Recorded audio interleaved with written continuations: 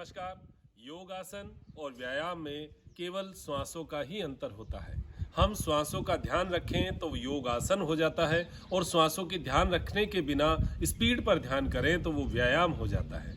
हमें ज़्यादातर अवस्थाओं में योग आसनों को अपनाना चाहिए क्योंकि ये लंबे समय तक हम कर सकते हैं, बिना कोई तकलीफ के हम कर सकते हैं और शरीर की कैपेसिटी इससे शनय शनय धीरे धीरे बढ़ती ही जाती है, क्षमता बढ़ती है। हमारे शरीर की एक एक सेल्स को हम कार्य देते हैं बिना किसी एक्स्ट्रा प्रेशर के। इसलिए योग आसनों को सीखिए। उसमें मूल जो महत्व की बात है वो है श्वास। श्वास हम जो नाक से लेते हैं इसके महत्व को हम बिल्कुल नहीं समझते। ये हमारे शरीर के हर पार्ट, हर पोर, हर कोशिका को, हर सेल को ज़रूरत होती है इसकी, और इसकी ज़रूरत को अगर हम समझ जाएं तो आप मान के चलिए योग आसनों को आप जीवन में अपनाने में कहीं भी आपको प्रॉब्लम नहीं आएगी।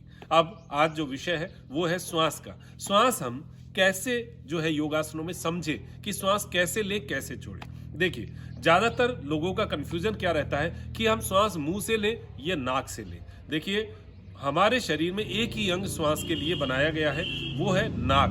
मुंह तो केवल उसका एक सपोर्टिंग पार्ट है जिसका मूल काम श्वास लेना नहीं है। जो मुंह से श्वास लेते हैं बीमार रहते हैं, बीमार होते हैं। जो नाक से श्वास लेते हैं वो स्वस्थ रहते हैं। श्वासों की बीमारियां जो हैं वो उनके बहुत कम रहती हैं। अब श्वास लेने की प्रक्रिया क्या है? देखिए, आप जब भी योगासन करें, जैसे मैंने एक आसन शशकासन किया, तो आप समझिएगा कि कहाँ श्वास लेना है, कहाँ छोड़ना है। आज इस विषय पर बात है। श्वास भरा मैंने, और अब जैसे देखिए हाथ ऊपर किया तो श्वास भरा, ये शाश्वत है। मतलब हम हाथ ऊपर करेंगे तो श्वास भरना है। क्यों? क्योंकि देखिए, लंग्स हमारे फेफड़े जो है फैलेंगे। अगर हम श्वास लेंगे तो फेफड़ों पर किसी प्रकार का कोई प्रेशर नहीं है, फेफड़े खुल रहे हैं। खुलते फेफड़े हैं तो श्वास भरना ही पड़ेगा। आप यहाँ श्वास छोड़ नहीं सकते, तो श्वास भरा। अब आगे आप झुके। अब देखिए, मैं आगे झुक रहा हूं, तो आगे झुकते हुए अगर मैंने श्वास लिया तो मेरे लंग्स पे प्रेशर आएगा। क्यों? क्योंकि जैसे ही मैं झुका, देखिए सारे ऑर्गन्स प्रेशर में आ गए, दबाव हो रहा है, और यहां हम श्वास और भर रहे हैं, उल्टा काम कर रहे हैं। यानी इस तरीके से ऐसे आमने सामने टक्कर मारेंगे तो ये ऑर्गन्स जो है ये प्रेशर में आएंगे। योग प्रेशर देने का काम नहीं, योग शिथिल करने का काम, एक शांति देने का काम है। तो हम जैसे ही यहां पर श्वास भरेंगे, भरते ही यहां हमारे सारे ऑर्गन्स प्रेशर में आ जाएंगे और इस आसन का लाभ नहीं, नुकसान मिलेगा। अब कैसे करना है? श्वास भरा, जैसे मैंने हाथ ऊपर किया, श्वास भरा, एक सीक्वेंस बन गई ना। श्वास लेने के बाद श्वास छोड़ना होता है, तो यहां पर श्वास लेने के बाद श्वास लिया नहीं जा सकता। श्वास लिया और श्वास छोड़ा, तो यहां पर श्वास मैंने भरा और श्वास छोड़ते हुए, अब छोड़ा तो क्या हुआ? लंग्स के अंदर जो वायु थी, जो एक्स्ट्रा हवा थी, वो सारी बाहर निकल गई। तो जो नीचे ऑर्गन्स थे उनको एक जगह मिली, और जगह मिलने से हमारे ऑर्गन्स को एक शांति मिलती है और उससे उस आसन का इफेक्ट मिलता है। तो ये श्वास छोड़ते हुए डाउन। ये उन लोगों के लिए है जिनको श्वासों का कंफ्यूजन हो। तो आगे झुके तो श्वास छोड़ा।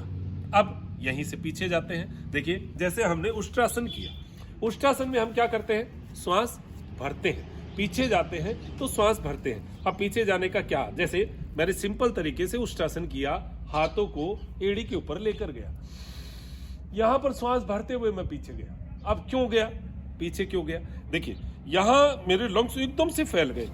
ये फैले हैं तो ये खाली रहेंगे, खाली रखना नहीं है मुझे, तो इसके अंदर ऑक्सीजन भरना पड़ेगा।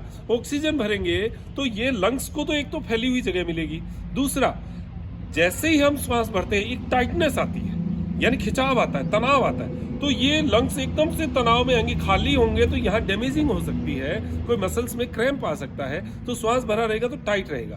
दूसरा, जैसे ही फेफड़ा ऊपर, जैसे श्वास भरा तो फेफड़ा खींचा तो उसने डायफ्राम को भी खींचा, यहाँ से हमारे सारी आंतों को भी खींचा, यहाँ के ऑर्गन्स के ऊपर भी पूरा खिंचाव आया। ऑक्सीजन जब शरीर के अंदर जाता है तो ऑर्गन की सेल्स को ऊर्जा मिलती है, तो वो ऊर्जा यहाँ पर चाहिए हमें। जब हम पीछे झुकते हैं तो ऊर्जा चाहिए। मैं सारी लॉजिकली बातें कर रहा हूँ, इसमें कोई साइंटिफिक वैल्यू है कि नहीं है, उसके पीछे रिसर्च है कि नहीं है, ये मूल विषय नहीं है। मूल विषय हम लॉजिक से काम करें तो उसकी मैं बात कर रहा हूँ। तो पीछे झुकना, श्वास भरना उचित होता है। अब यहीं से बात करें कि ये आगे झुकने का हो गया, यानी श्वास छोड़ना है, पीछे झुकने का हो गया तो श्वास भरना है। सामान्य नियम। कोई बहुत अपवाद की बात है तो उसकी देखिए अलग बात करेंगे, अपवाद की एक अलग चर्चा है, लेकिन ये एक सामान्य नियम की मैं बात करता हूं। अब जैसे आगे मैं झुक गया, श्वास छोड़ा, पीछे झुक गया, श्वास भरा, हाथ ऊपर किया, श्वास भरा, यहां श्वास भर दिया। अब हाथ ऊपर भर के खींच के अगर मैंने साइड में झुका, अब देखिए मैं अगर यहां ऐसे साइड में झुकता हूं या फिर ये ग्रिप करके मैं साइड में झुकता हूं या हाथों को ऐसे करके साइड में झुकता हूं, तो क्या करूंगा आप बताइए? इसमें श्वास छोड़ोगे, क्योंकि यहां पर श्वास भरा हुआ है। अब देखिए श्वास भरे भरे हम ऐसे जाएंगे तो उसका कोई रिलेशन नहीं है, लेकिन इसी को आपने एक्सरसाइज बना दिया और स्पीड से कर दिया, तो यहां पर कोई श्वास लिया नहीं और यहां पर भर लिया।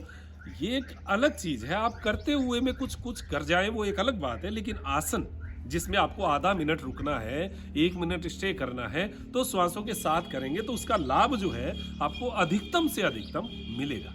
तो श्वास भरा हुआ है मेरा यहाँ पर और मैं यहाँ झुका साइड में, तो यहाँ क्या होगा? श्वास छोड़ना पड़ेगा। ये है छोड़ने की टेक्निक, आपको पता होनी चाहिए। जब श्वास भरा है तो उसके बाद में दूसरा ऑप्शन ही नहीं है हमारे पास, भरा है तो छोड़ना ही पड़ेगा। तो यहां से श्वास भरा मैंने और यहां छोड़ दिया। अब यहां से भरा, छोड़ा, भरा, छोड़ा, भरा, छोड़ा, हो गई सामान्य बात। अब ट्विस्टिंग, देखिए साइड का झुकने का हो गया, अब ट्विस्टिंग की बात आती है।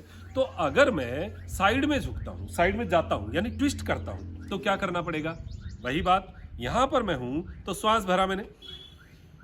अगर मैंने हाथों को उठाया, चाहे साइड में उठाया चाहे सामने उठाया, तो मुझे सांस भरना पड़ेगा, क्योंकि मेरे लंग्स ऊपर खींच रहे हैं, भर रहे हैं, तो श्वास भरा। अब इसी को मैंने अगर ट्विस्ट किया तो श्वास छोड़ते हुए जाना पड़ेगा, पीछे मैं श्वास छोड़ते हुए गया या फिर मैं ऐसे गया। अब जितना मुझे ज्यादा ट्विस्ट करना है, अब आप सोचिए कि अगर मैंने यहां पर श्वास भरा तो मैं ट्विस्ट नहीं कर पाऊंगा। क्यों? क्योंकि मेरे लंग्स टाइट हो गए। मैंने आपको बताया कि श्वास भरेंगे तो लंग्स टाइट होंगे, हमारी मसल्स जो है वो खींचेगी, ताकत आएगी, उसमें ताकत आएगी तो शिथिलता नहीं आएगी, शिथिलता नहीं आएगी तो मैं पीछे नहीं जा पाऊंगा। तो मुझे अधिकतम घूमना है तो श्वास छोड़ते हुए घूमना है। तो यहां पर मैं श्वास छोड़ते हुए और छोड़ूंगा ना तो और मुझे और ज्यादा ट्विस्ट मिलेगा, और ज्यादा मैं घूमते हुए जाऊंगा। ऐसे ही श्वास भरते हुए वापस आए। अगर मैं श्वास छोड़ते हुए जा रहा हूं तो मेरा नियम है कि मुझे श्वास भरते हुए आना पड़ेगा। ऐसे ही श्वास छोड़ते हुए गया और श्वास छोड़ते हुए भरते हुए वापस आ गया। ये सामान्य नियम आपको समझ में आ गए। अब जैसे गर्दन की बात है, गर्दन मेरी यहाँ पर है, श्वास भरा हुआ है मेरा, और जैसे ही मैंने गर्दन को साइड में किया, श्वास छोड़ना पड़ेगा मुझे, क्योंकि मैंने शरीर को ढीला करना है, यानी ये नसों को नरम करना है। अगर श्वास भरूंगा तो आप देखिए, जैसे मैंने श्वास भरा, मेरे में तनाव आया या शिथिलता आई, सामान्य बात है। अब छोड़ा तो शिथिलता आई ना। ऐसे ही गर्दन का भी है, श्वास छोड़ा और डाउन, श्वास भरा सामने, छोड़ा डाउन। सामान्य नियमों की बात मैं कर रहा हूं और सामान्य नियमों में आपको इतना भी श्वास का ज्ञान हो गया। मैं ये मानता हूं इस वीडियो को अगर आप देख लेंगे तो आपको मोटा मोटी सारा खेल समझ में आ जाएगा। आगे जैसे खड़े होकर आगे झुकने के आसन है, सब में श्वास छोड़ना है, पीछे झुकने के आसन है, श्वास भरना है, साइड में झुकना है, श्वास छोड़ना है, ऊपर आना है, श्वास भरना है। सिंपल, इतना ही तो बात थी। तो आज मुख्य बात थी कि कहाँ श्वास लेना, कहाँ छोड़ना, और श्वास के बिना आसनों का कोई महत्व नहीं। आप श्वास को समझिए, फिर देखिए क्या आनंद आता है। और श्वास लेना नाक से ही है, ये ध्यान रखना। अगर आपको नाक बंद है तो फिर मुंह का तो उपयोग करना ही पड़ेगा, मजबूरी है, लेकिन कोशिश करें कि नाक से ही श्वास हो। कुछ प्राणायाम है जिसमें मुंह का भी उपयोग होता है, वो एक अलग बात है, उसकी बात हम चर्चा कभी दोबारा करेंगे। दीजिए इजाजत। मुझे डॉक्टर मनोज योगाचार्य को त्रिनेत्र टीवी के लिए त्रिनेत्र योग धाम से नमस्कार।